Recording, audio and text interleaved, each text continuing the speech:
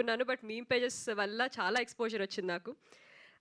First of all I would like to thank Shravani, ఇక్కడ ఉందో లేదో తెలీదు. సో, బేసిక్‌గా నాకు ఈ ఫిల్మ్‌లో నాకొక ఆపర్చునిటీ వచ్చింది. ఐ మీన్ ఒక రోల్ ఉంది అని చెప్పి తనే చెప్పింది. సో, నేను ఆడిషన్ అటెండ్ అయ్యాను. దెన్ బిట్టు గారు, thank you so much for giving me this opportunity. మార్తాండ్‌కి నేను థ్యాంక్ యూ చెప్పాలి. ఎందుకు అంటే నేను చాలా ఆడిషన్స్ ఎళ్ళేదాన్ని ఇదివరకు. సో, వెళ్ళిన తర్వాత వాళ్ళు ఆడిషన్ చేసిన ఒక 2, 3 డేస్‌కో లేకపోతే 1 వీక్కో లేకపోతే ఎప్పుడో చెప్పేవాళ్ళు రెస్పాన్స్. కొంతమందైతే చెప్పేవాళ్ళు కూడా కాదు. కానీ మార్తాండ్ నాకు ఆడిషన్ తీసుకున్న వెంటనే యూఆర్ సెలెక్టెడ్ ఫర్ అంజలి అని చెప్పారు. Thank you so much for that. Yeah! And thank you so much Bunny Vas గారు, వంశీ నందిపాటి గారు for giving me this opportunity.